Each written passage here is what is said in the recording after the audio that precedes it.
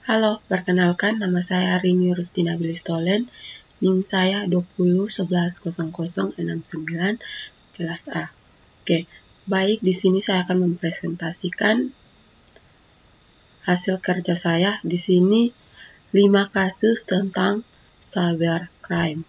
Oke, di sini kasus yang pertama yaitu sanksi pidana terhadap pelaku pengancaman penyebaran foto pornografi.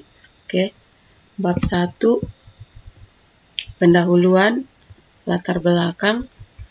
Era globalisasi saat ini memberikan pengaruh besar terhadap perkembangan teknologi dan ilmu pengetahuan.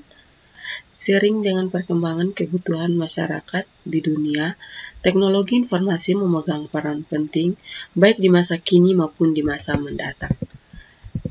Setidaknya ada 2 hal yang membuat teknologi informasi anggap begitu penting dalam memacu pertumbuhan ekonomi dunia. Pertama, teknologi informasi mendorong pemerintah atas produk-produk teknologi informasi. Kedua adalah memudahkan transaksi bisnis, terutama bisnis keuangan di samping bisnis-bisnis lainnya. Salah satu perkembangan globalisasi yang masih berkembang pesat adalah penggunaan internet untuk publik di berbagai bidang, seperti pendidikan ekonomi maupun hukum.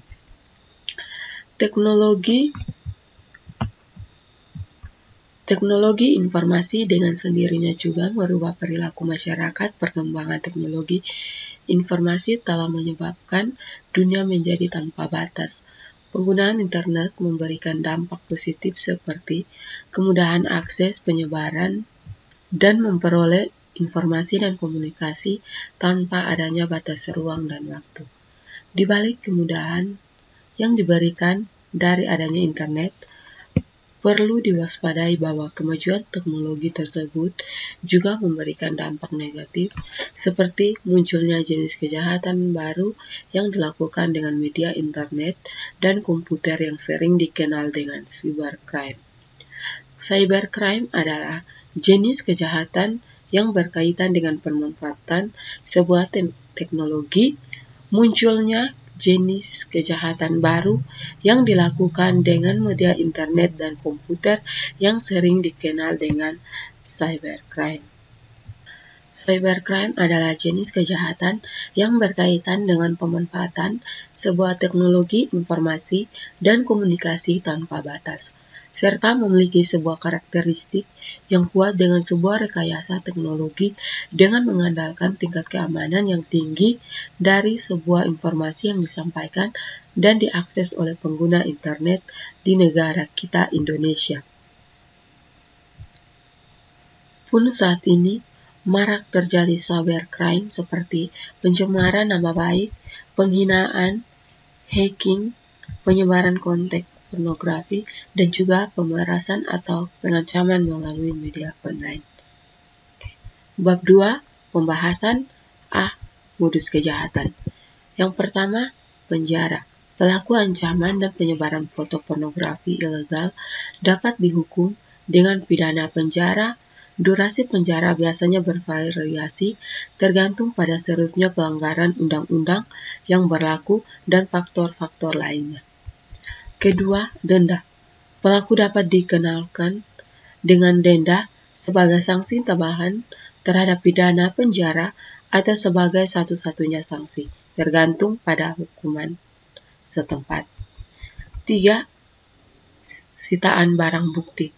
Barang bukti seperti perangkat elektronik yang digunakan untuk menyebarkan materi pornografi ilegal atau barang-barang terkait dapat disita oleh otoritas.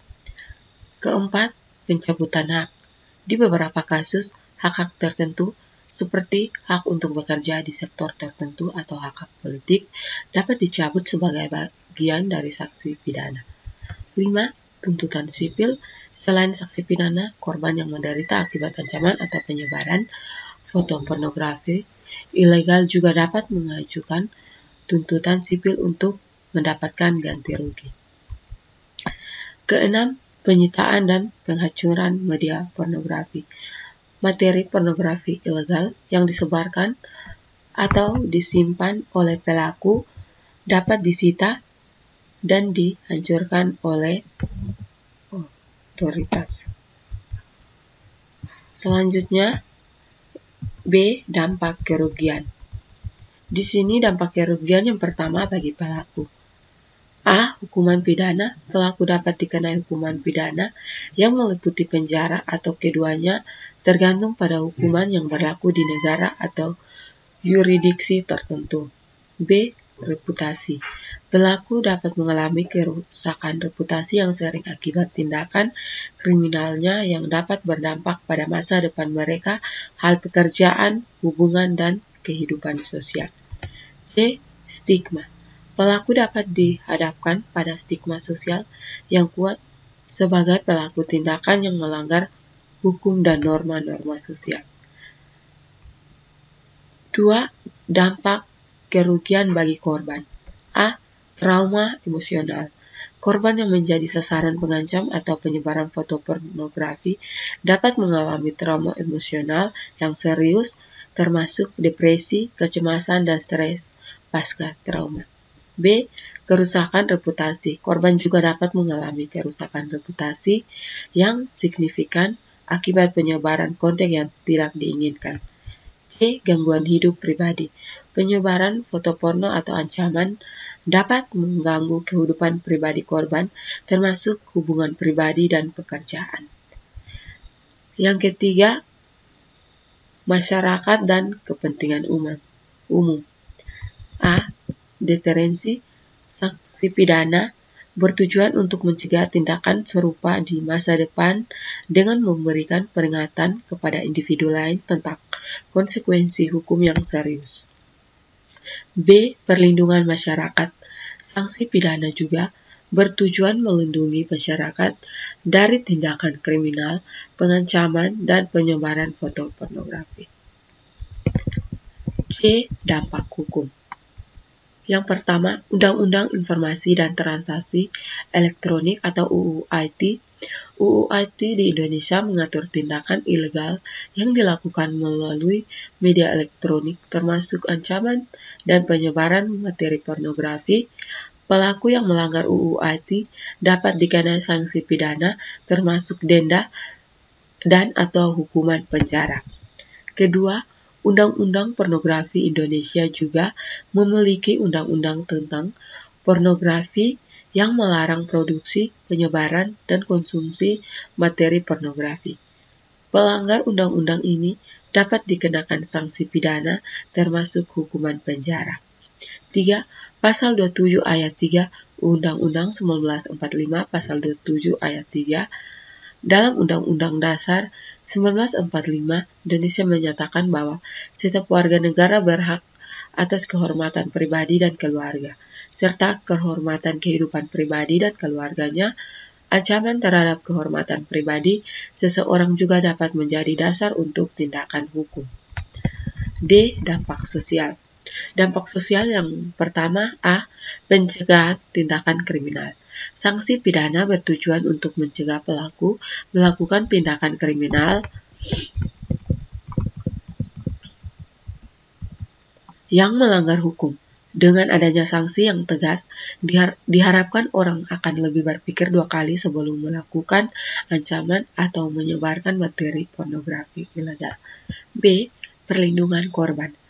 Sanksi pidana juga berfungsi untuk melindungi korban dari pengancaman dan penyebaran foto pornografi. Ini memberikan korban rasa perlindungan hukum dan dapat mengurangi dampak traumatis yang mereka alami. C. Menekan peredaran konten ilegal. Dengan memperlakukan sanksi yang tegas, hukum dapat membantu mengurangi peredaran foto pornografi ilegal di masyarakat. Hal ini dapat membatasi akses anak-anak dan remaja terhadap yang tidak pantas.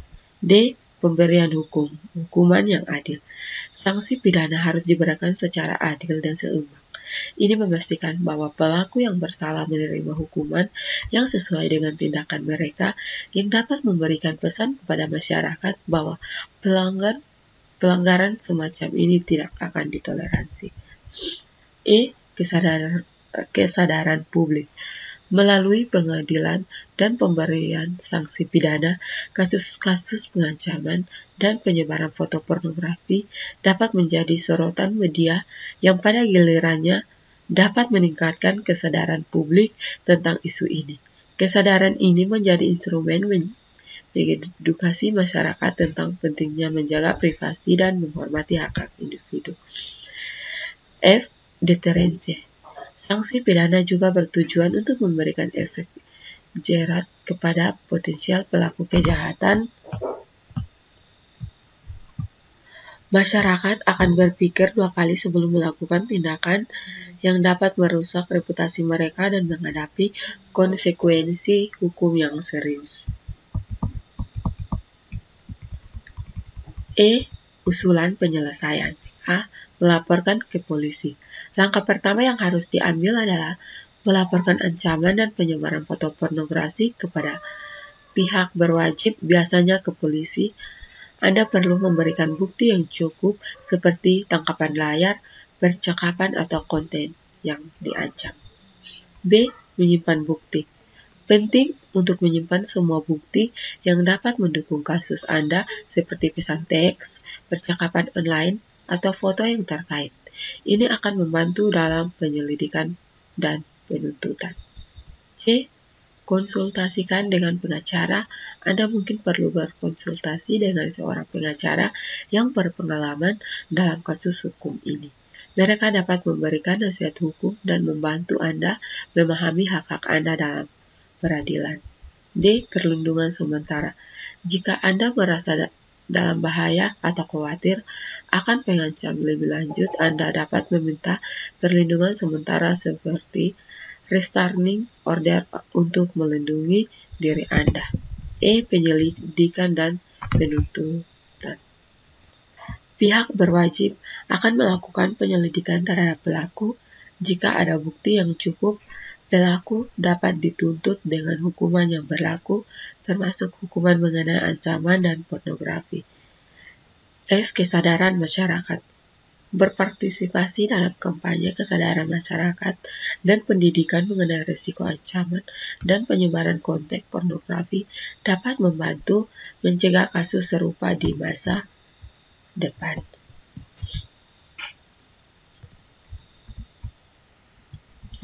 Bab 3. Kesimpulan.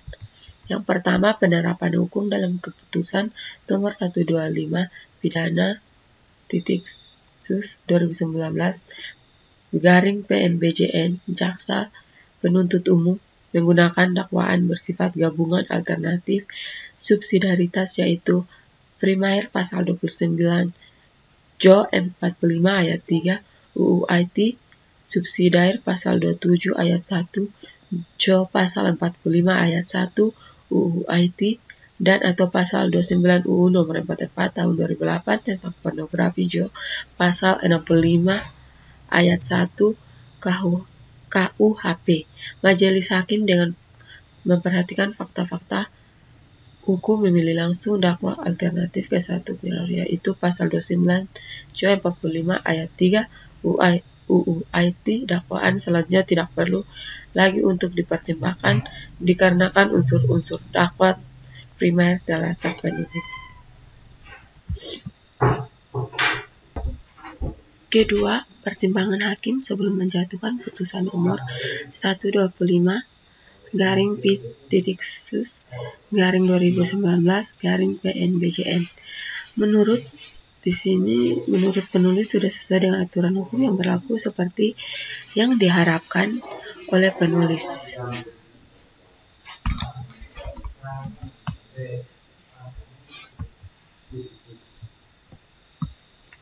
Selanjutnya, 3.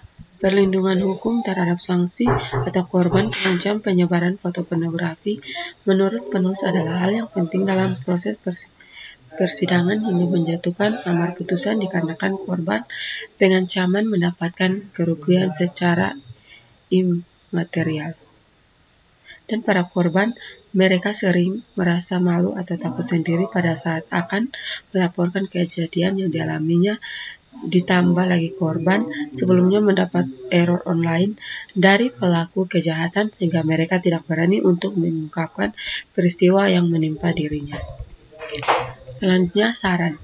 1. Terkait dengan kasus pengancaman penyebaran foto pornografi sebagaimana telah divonis hukuman penjara selama 1 tahun, 4 bulan dan denda Rp 60 juta dengan ketentuan jika denda tidak dibayar bisa diganti dengan hukuman 1 bulan. Menurut penulis, hukuman tersebut masih ringan untuk terdakwa. Seharusnya hukuman terdakwa dihukum lebih berat supaya pelaku menjadi jera dan juga tidak muncul kasus serupa di kemudian hari. Kedua, kita sebagai pengguna media sosial harus lebih bijak dalam melakukan sesuatu dan juga memikirkan akibat dari apa yang kita lakukan karena penyesalan datangnya belakang dan terasa menyakitkan. Terkadang apa yang kita anggap bisa saja belum tentu biasa saja di pikiran orang lain. Apalagi terhadap wanita, bisa saja hal itu dianggap menjadi ancaman dan bisa membuat orang takut akan hal tersebut. Jadi kita harus lebih bijak dalam menggunakan media sosial dan memikirkan akibat yang terjadi dari hal yang kita perbuat. 3. Pemerintah harus lebih gencar lagi dalam mensosialisasikan undang-undang terbarunya agar masyarakat lebih paham mengenai peraturan yang ada di negeri ini serta mengetahui akibat-akibat dari melanggar undang-undang karena negara Indonesia adalah negara hukum. Oke, selanjutnya daftar peserta. Oke, di sini Akbar Andi, pertimbangan hakim dalam menjatuhkan pidana diakses 18 Mei 2021 dari https://seniorkampus.com/2017-09 pertimbangan hakim dalam menjatuhkan HTM Anam Saiful pendekatan perundang-undangan atau statute approach dalam penelitian hukum diakses 24 Maret 2021 dari https://www.splau.top/pendekatan perundang-undangan statute approach dalam penelitian hukum. Cahyo Handoko, kedudukan alat bukti digital dalam pembuktian cybercrime di pengadilan diakses 23 Maret 2021 dari http://index.php/jurnal.index.php/view/292/1939. Dinas Kependudukan Kabupaten Bojonegoro, informasi publik diakses 15 Juni 2021 dari Dinas Dukcapil bojonegorokap.go.id. Oke, selanjutnya kasus yang kedua, penyebaran berita bohong atau hoaks di media sosial. Bab 1, pendahuluan, latar belakang. Saat ini media sosial merupakan media komunikasi yang efektif, transparansi dan efisien, serta memiliki peran penting sebagai agen perubahan dan pembaruan.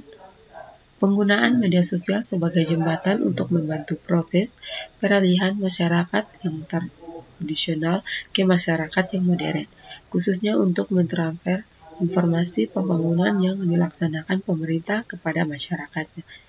Sebaiknya masyarakat dapat menyampaikan informasi langsung kepada pemerintah tentang berbagai hal terkait dengan pelayanan yang diterima.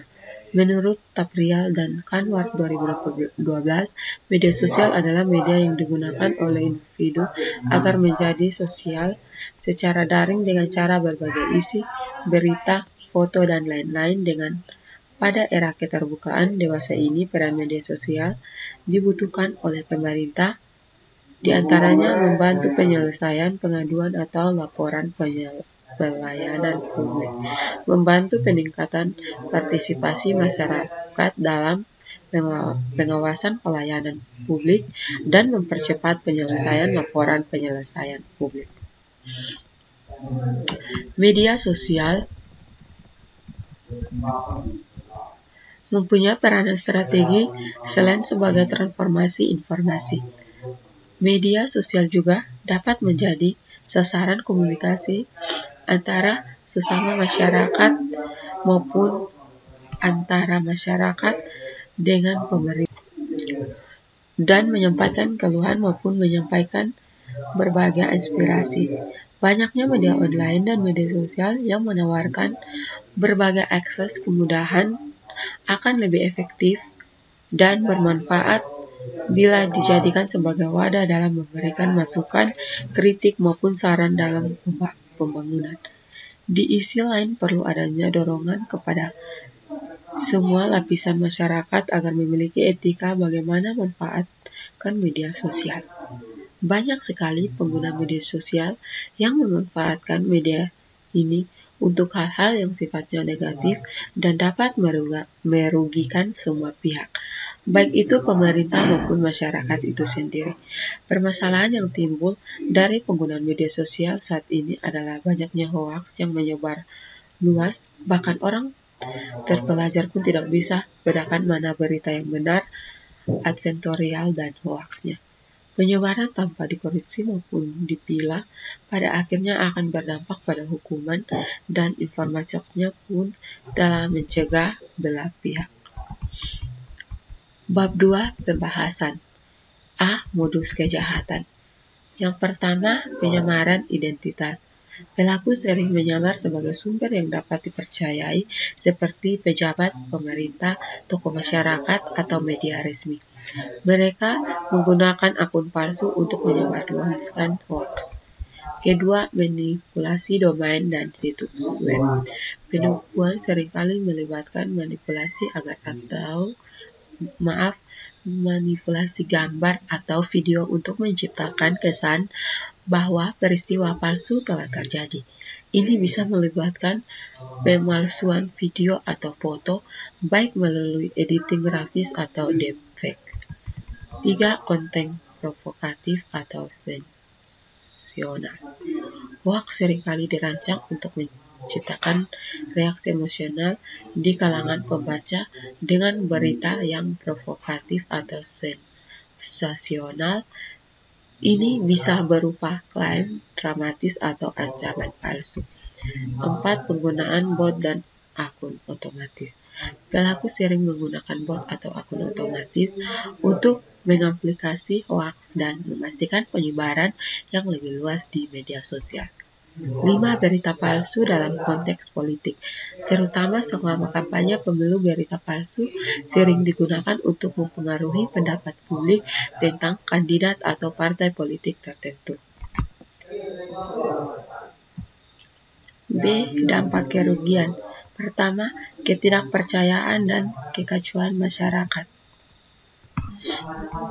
Penyebaran hoaks dapat menciptakan ketidakpercayaan dalam masyarakat terhadap sumber berita dan informasi. Ini mengakibatkan ketidakpastian dan kekacauan dalam mengidentifikasi berita yang benar dan yang palsu. Kedua, reputasi rusak. Individu, perusahaan, atau lembaga yang menjadi sasaran hoaks dapat mengalami kerusakan reputasi yang serius. Hoaks dapat merusak nama baik mereka dan mempengaruhi kepercayaan publik. 3. Ketakutan dan kekacauan sosial. Hoaks yang meresahkan atau mengancam keamanan publik dapat menciptakan ketakutan dan kekacauan sosial. Ini dapat mengganggu ketertiban umum dan menyebabkan gangguan dalam masyarakat. Kerugian ekonomi. Perusahaan atau bisnis yang terkait dengan hoaks, terutama jika hoaks tersebut menyebabkan penurunan kepercayaan konsumen, dapat mengalami kerugian ekonomi yang signifikan. Saham perusahaan dapat menjatuh dan penjualan dapat turun. Ketegangan politik.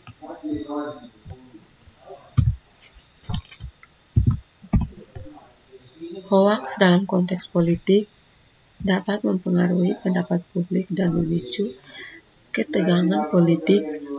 Hal ini dapat berdampak pada stabilitas politik dan profesi atau proses demokrasi. Dampak hukum.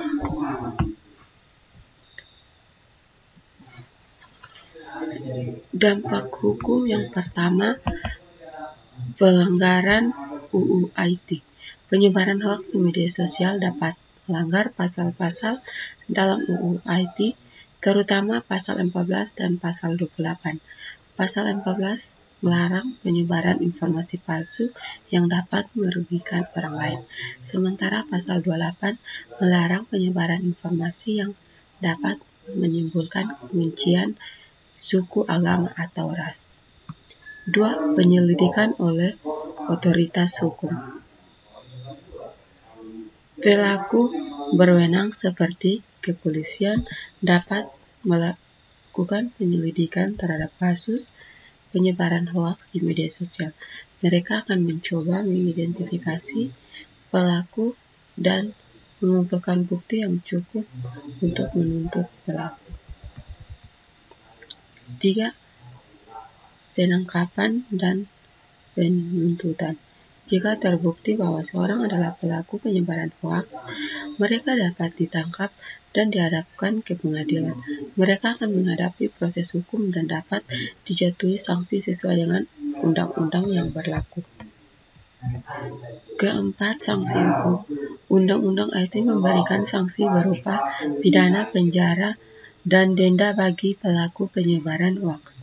Sanksi ini dapat mencakup hukuman penjara maksimal 6 tahun dan denda maksimal 1 miliar rupiah. Di sini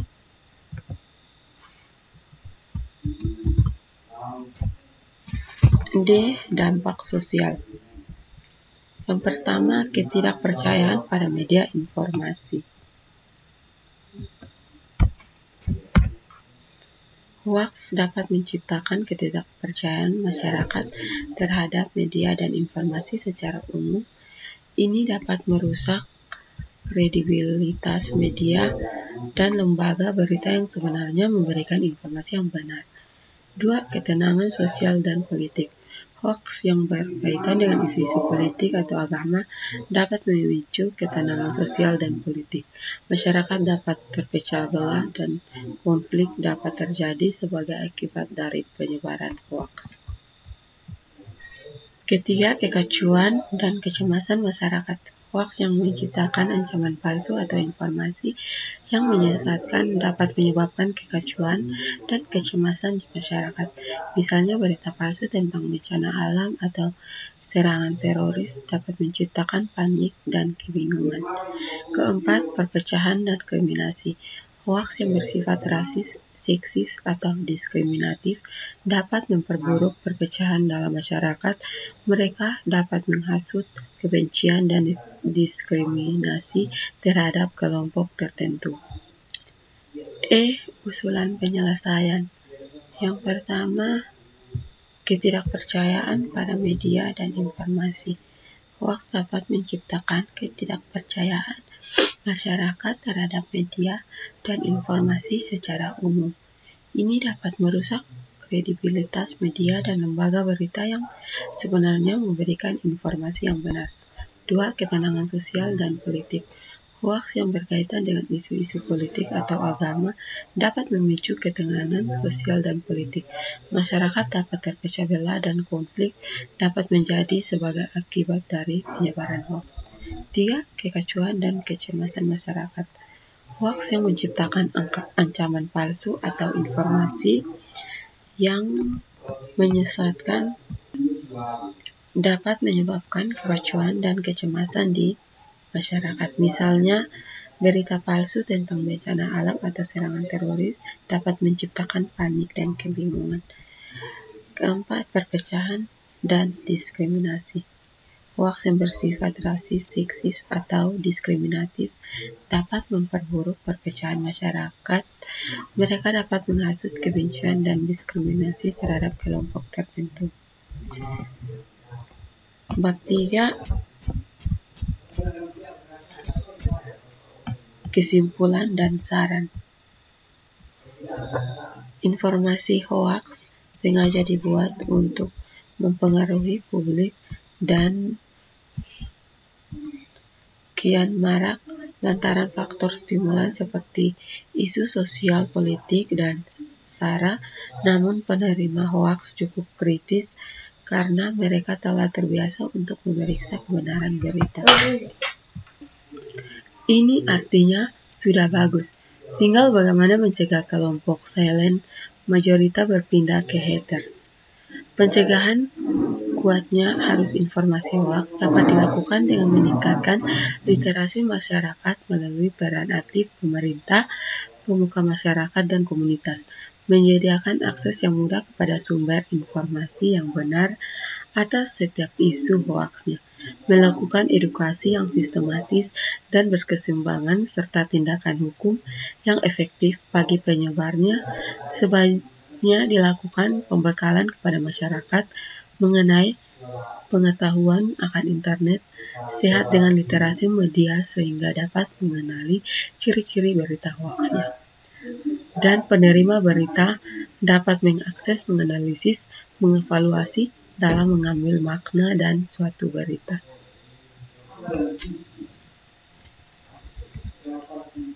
Selanjutnya daftar pustaka Andreas M. Kaplan dan Michael Hadlein 2010 User of the World Unit the Intelligence and Optimism of Social Media Business Horizons 53 hal 59-68 Boothwe dan Robin A. 2008 Trends in Internet Information Behavior 2000-2004 Journal of the American Social for Information Science Amerika Serikat Uskelete Athletic Journal of Communications Volume 23 2015 Cho C.W. Detlor B. dan Trumbull D. 1999 Information Seeking on the Web and Intelligent Model of the Browsing and Searching ASIS Annual Meeting 1-15 Respati S. 2017 Mengapa banyak orang mudah percaya berita hoaks Kompas.com Retrieved from http nationalkompas.com Thread 2017 Mengapa banyak orang mudah percaya berita hoaks. Kasus yang ketiga, pelanggaran data dan pencurian identitas pada e-commerce.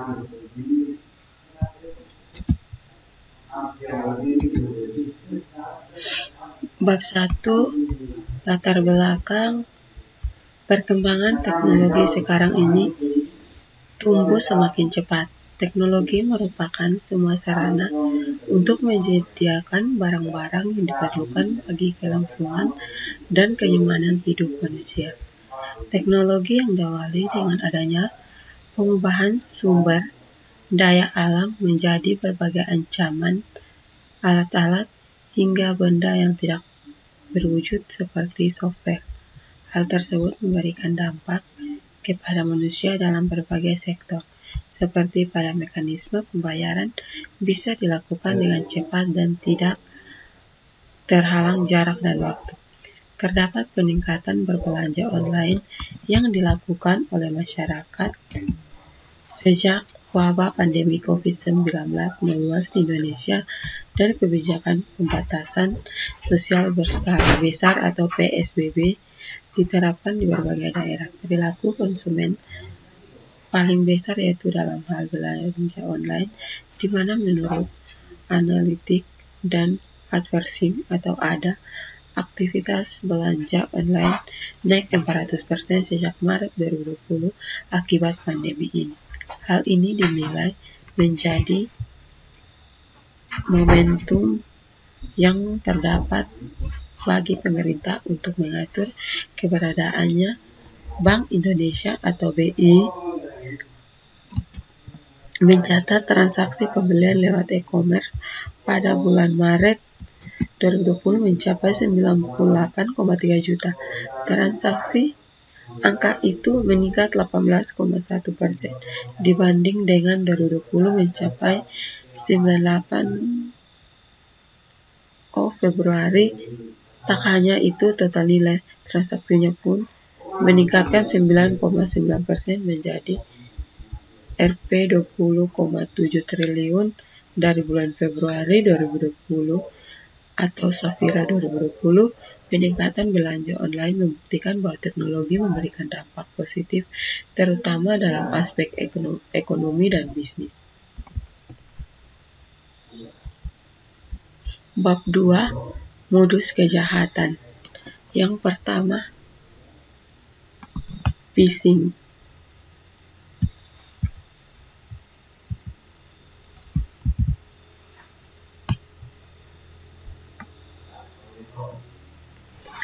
Pelaku mengirim email palsu yang tampak seperti berasal dari lembaga atau layanan terpercaya, seperti bank atau perusahaan e-commerce. Email tersebut meminta penerimaan untuk memberikan informasi pribadi seperti nomor rekening bank, kata sandi, atau informasi kartu kredit. B. Kepemilikan akun sosial media. Pelaku mencuri akses ke akun media sosial seorang dengan mencuri kata sandi atau menjalankan serangan seperti reset kata sandi dengan informasi pribadi yang ditemukan secara ilegal. C. Farming. Pelaku memanipulasi DNS atau domain name system untuk mengarahkan pengguna ke situs web palsu yang mirip dengan situs web asli. Pengguna kemudian diminta untuk memasukkan informasi pribadi yang dicuri oleh pelaku.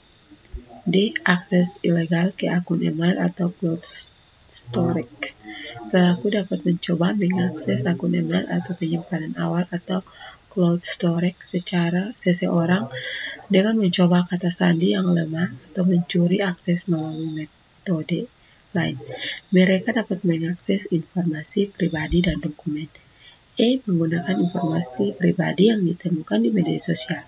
Pelaku dapat mengumpulkan informasi pribadi seseorang yang sudah diunggah di media sosial seperti tanggal lahir, nama keluarga, atau informasi lain yang dapat digunakan untuk mencuri identitas. F. Penggunaan informasi identitas palsu. Pelaku dapat menciptakan identitas palsu dengan menggunakan informasi yang dicuri. Mereka kemudian menggunakan identitas palsu ini untuk melakukan kejahatan seperti pembukaan rekening bank atau mendapatkan kartu kredit. G. Pencurian kartu kredit dan identitas keuangan. Pelaku mencuri informasi kartu kredit, nomor rekening bank, atau informasi keuangan lainnya untuk melakukan penipuan keuangan. Mereka dapat melakukan pembelian atau transaksi ilegal atas nama korban. B. Dampak kerugian. Yang pertama, kerugian keuangan. Pencurian identitas dapat mengakibatkan kerugian finansial yang signifikan bagi korban. Pelaku dapat menggunakan informasi pribadi yang dicuri untuk membuat transaksi keuangan, membuka rekening baru, atau melakukan pembelian yang tidak sah atas nama korban. 2. Kerusakan reputasi. Korban pencurian identitas dapat mengalami kerusakan reputasi yang serius. Pelaku dapat menggunakan identitas korban untuk melakukan kejahatan, menipu orang lain, atau melakukan tindakan negatif lainnya yang kemudian dapat merusak nama baik. 3. Masalah hukum. Korban pencurian identitas mungkin terlibat dalam masalah hukum jika identitas mereka digunakan untuk melakukan kejahatan. Mereka mungkin harus membuktikan bahwa mereka bukan pelaku kejahatan yang sebenarnya. 4. Stres emosional.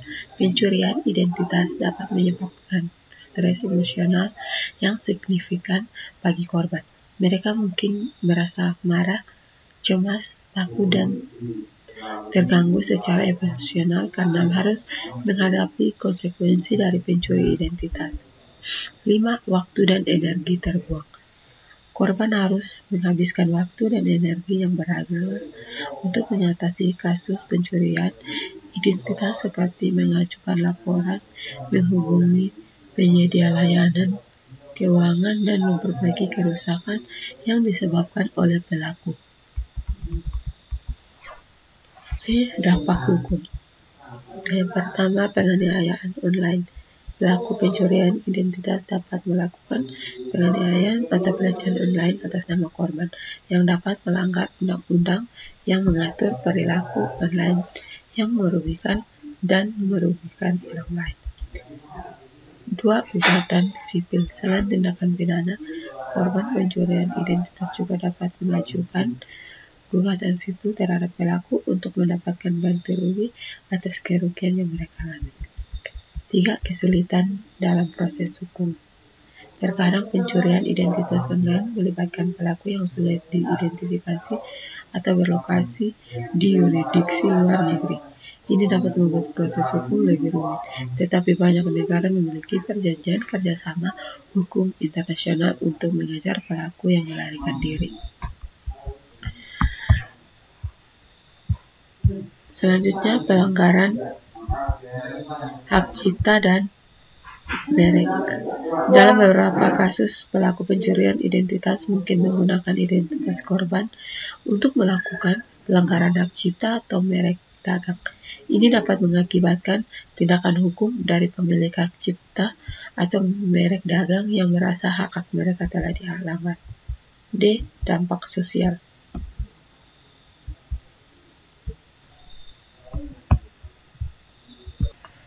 Dampak sosial yang pertama, ketidakpercayaan online. Pencurian identitas dapat menciptakan rasa ketidakpercayaan dan ketidakamanan dalam penggunaan internet. Masyarakat mungkin menjadi lebih waspada dan curiga terhadap identitas online orang lain. Kedua, ketidakpercayaan dalam transaksi online. Pencurian identitas dapat mengurangi kepercayaan dalam transaksi online, seperti pembelian barang atau jasa. Masyarakat mungkin menjadi lebih ragu-ragu dalam bertransaksi secara online. 3. Kurangnya kebebasan dan privasi online. Pencurian identitas dapat mengurangi rasa kebebasan dan privasi online. Keempat, kurangnya kebebasan dan privasi. Ketegangan sosial. Yang kelima, kecemasan dan stres psikologis. Yang keenam, kerugian reputasi. Selanjutnya, usulan penyelesaian. Langkah penyelesaian individu. Pertama, laporkan pencurian identitas. Korban harus segera melaporkan pencurian identitas mereka kepada penyidik kejahatan siber atau pihak berwenang setempat. Perbarui kata sandi dan keamanan akun. Korban harus segera mengganti kata sandi untuk semua akun online mereka dan memperkuat keamanan akun dengan penggunaan autentikasi 2 faktor atau 2FA jika memungkinkan. 2. Kerjasama dengan penyedia layanan. Hubungan penyedia layanan online. Korban harus segera menghubungi penyedia layanan online yang terkait, misalnya bank atau platform media sosial, untuk memberitahu mereka tentang pencurian identitas dan meminta bantuan dan memblokir atau memulihkan akun. 3. Bantuan hukum. Konsultasikan dengan pengacara jika diperlukan. Korban dapat berkonsultasi dengan pengacara untuk mendapatkan saran hukum tentang langkah-langkah yang perlu diambil dan hak hukum mereka. Keempat, peran pemerintah. Penegakan hukum yang ketat. Pemerintah harus memastikan bahwa hukum penegakan hukum yang ketat terhadap pelaku pencurian identitas online dan mendukung upaya penegakan hukum yang efektif. Bab 3. Kesimpulan. Berdasarkan pembahasan pustaka dari beberapa sumber, bisa disimpulkan bahwa pelanggaran data dan pencurian identitas pada e-commerce merupakan tantangan bersama. Berbagai teknologi keamanan digunakan untuk mengatasi ancaman pelanggaran data dan pencurian identitas. E-commerce telah berkembang selama bertahun-tahun, namun masalah keamanan data masih terjadi. Diperlukan solusi yang mampu memperkuat sistem hukum dan manajemen. Perlu ditingkatkan juga teknik kriptografi yang lebih canggih agar keamanan data bisa terjaga. Selama data pribadi pelanggan maupun data perusahaan atau e-commerce mudah diakses, maka kejahatan, pelanggaran data, pencurian identitas akan menjadi kejahatan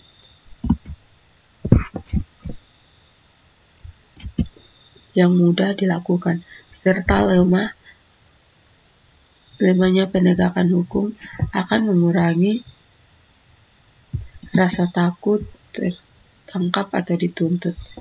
Pemerintah harus menegakkan peraturan yang ada dan menambahkan peraturan yang belum diatur. Selanjutnya, daftar pustaka. Eko Endang A.K 2017, analisis bisnis e-commerce pada mahasiswa Universitas Islam Negeri Alauddin Makassar, Jurnal Ispro 2 pp 1-13, available at http jurnal ACAD Index PHP. Oke. Selanjutnya kasus yang keempat, di sini pencurian dana simpanan nasabah dengan modus care skimming. Bab 1, latar belakang. Industri perbankan memegang peran penting untuk menyukseskan program pembangunan nasional dalam rangka mencapai pemerataan pendapat, menciptakan pertumbuhan ekonomi, dan memelihara stabilitas nasional ke arah peningkatan kesejahteraan rakyat banyak. Dengan demikian, tugas yang diemban perbankan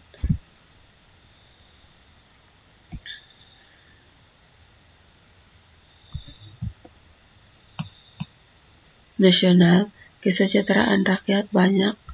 Dengan demikian, tugas yang diemban pembangunan bank sebagai entitas juga harus dapat mempertahankan kesinambungan usaha dengan senantiasa menjaga kemampuan untuk menciptakan hasil usaha yang dapat menambahkan struktur pendanaan dan permodalannya.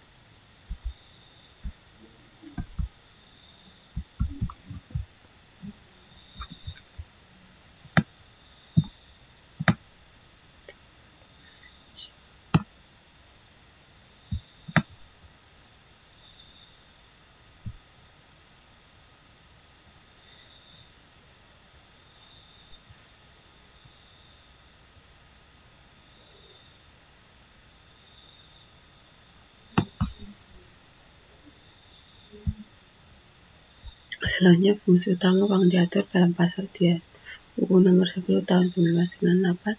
Fungsi utama Perbank Indonesia adalah sebagai penghimpun dan penyalur dana masyarakat. Bank dapat berfungsi sebagai penerima kredit, menyalurkan kredit, melakukan pembiayaan investasi, menerima deposito, menciptakan uang, dan jasa-jasa lainnya seperti tempat penyimpanan barang-barang berharga.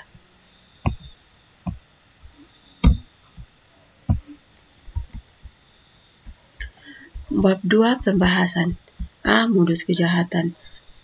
Pertama, para pelaku memasang perangkat skimming pada ATM yang berlokasi di tempat-tempat sibuk seperti pusat perbelanjaan atau pusat kota yang sering digunakan oleh banyak orang.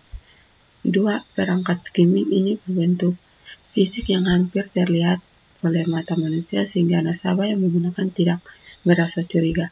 Selain itu, pelaku juga memasang kamera tersembunyi untuk merekam ketika nasabah memasukkan PIN mereka saat bertransaksi.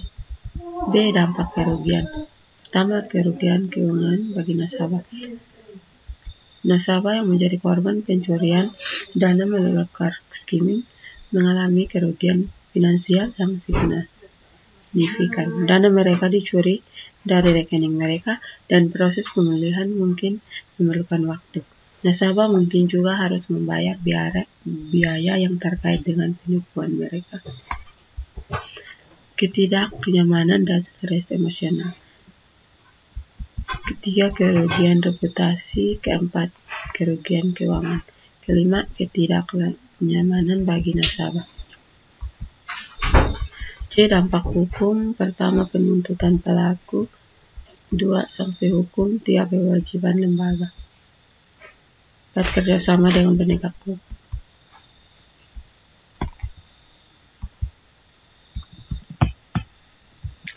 D. Dampak sosial. Yang pertama, ketidakamanan keuangan dan ketidakpercayaan. Nasabah yang menjadi korban card skimming mungkin merasa tidak aman secara finansial. Mereka harus mengatasi kerugian dana dan mengambil langkah-langkah untuk memulihkan akun mereka. Dampak ini dapat menciptakan ketidakpercayaan dalam penggunaan kartu kredit atau debit serta dalam keamanan perbankan online. Kedua, ketegangan emosional. 3. Ketidaknyamanan. Keempat, kurangnya kepercayaan dalam pengguna kartu. Kelima, pemulihan dan dukungan sosial. E. Usulan penyelesaian.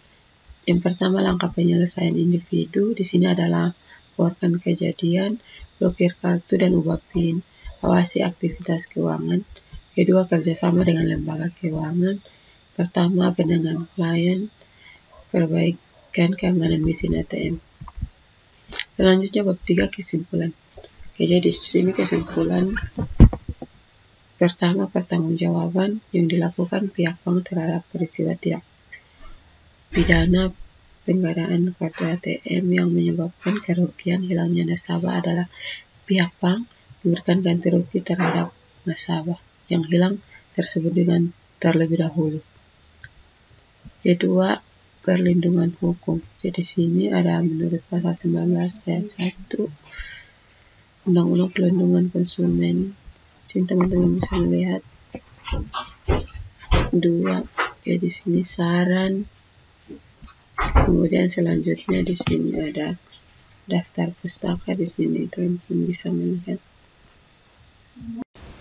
Oke, selanjutnya kasus yang kelima, di sini analisis prosedur audit kas setara atau studi kasus terhadap laporan keuangan organisasi nirlaba SY.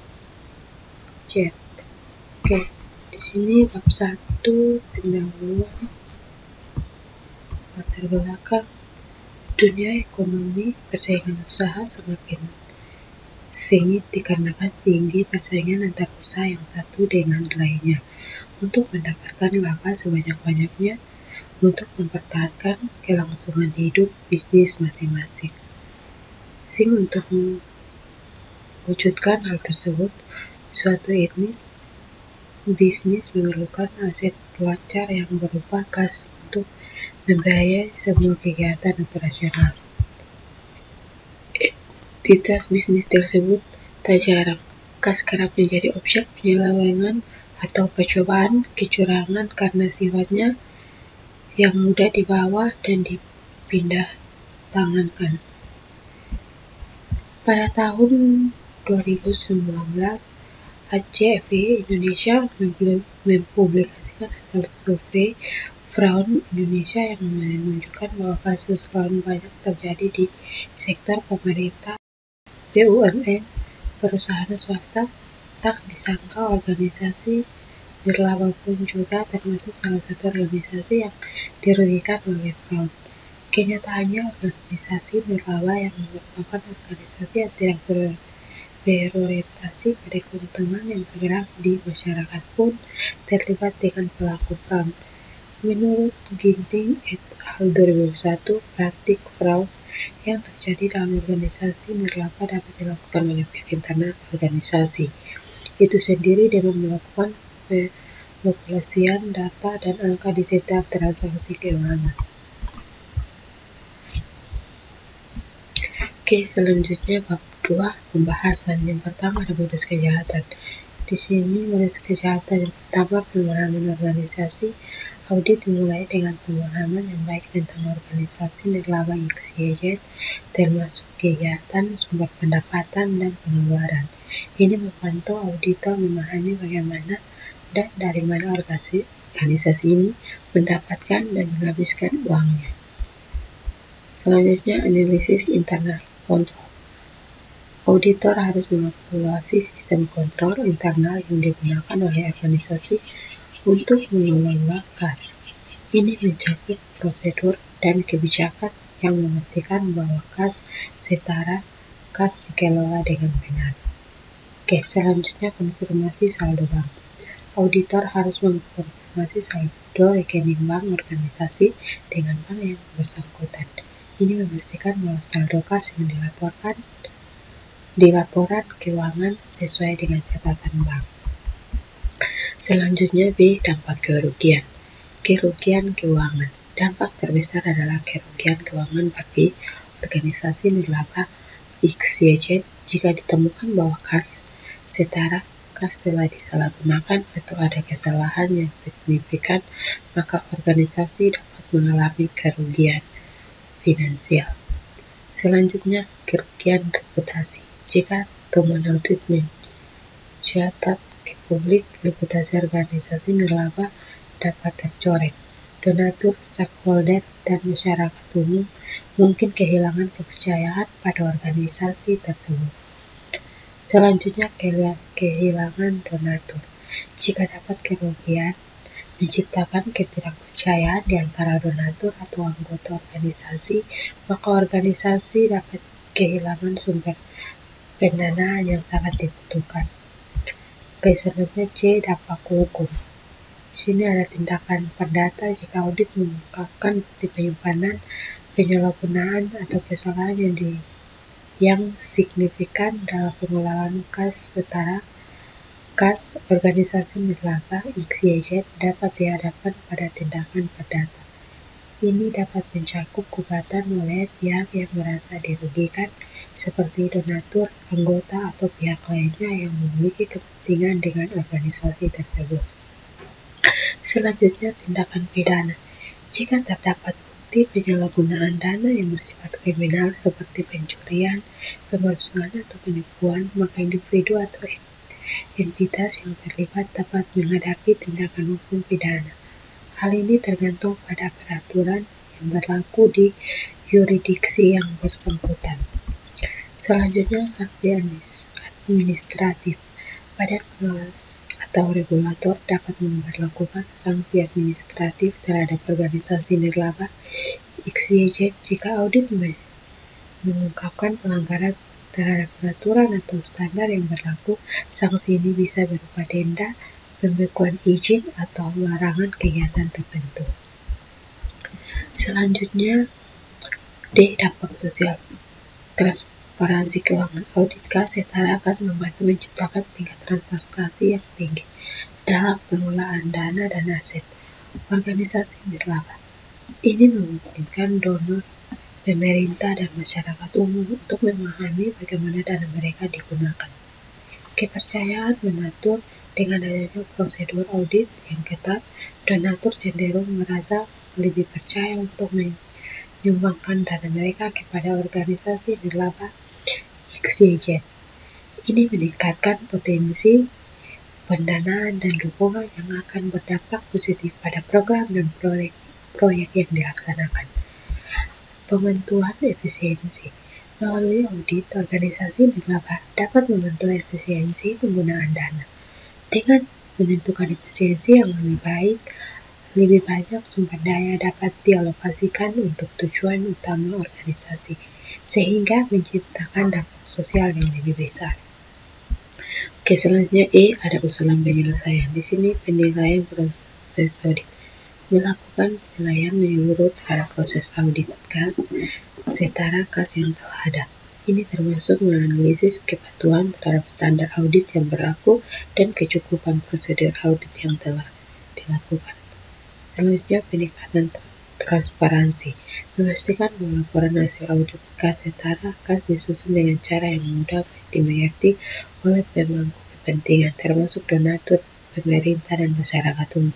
Hal ini akan meningkatkan transparansi dalam penggunaan dana, pelatihan, dan sertifikasi. Selanjutnya, memastikan bahwa auditor yang terlibat dalam proses audit memiliki pelatihan dan sertifikasi yang sesuai. Auditor yang berkualifikasi akan dapat mengelola prosedur audit dengan lebih efektif dan akurat. Selanjutnya, bab 3 di sini kesimpulan dan saran berdasarkan hasil analisis dan pembahasan di atas yang telah disusun oleh peneliti dapat disimpulkan bahwa prosedur audit KAS Setara, KAS milik KAP Cindy Cahyadi dan Henry Febrianto ditemukan adanya perbedaan. Dianggap juga dapat dilihat bahwa ada beberapa dokumen yang tidak kembali kepada auditor hingga masa akhir pemeriksaan, sehingga tidak dapat dilakukan cross-check data milik organisasi nirlaba XYZ dan pihak terkait. Selanjutnya daftar pustaka. Daftar pustaka Agita Sari Titania Enlihandrini Puspawijaya 2020, audit KAS dan Setara KAS pada PT JKL Agoes Sukarisno 2018, auditing petunjuk praktis pemeriksaan akuntan oleh akuntan publik Selemba 4 Akbar Ferdinand Ali Eksa Jans Nurmala 2018, audit atas KAS dan Setara KAS pada PT EXY oleh KAP Abu Bakar Usman dan rekan Sepul Andrasari Bibit Rosita 2017, laporan keuangan organisasi nirlaba atau lembaga masjid. Demikian hasil presentasi dari saya. Sekian dan terima kasih.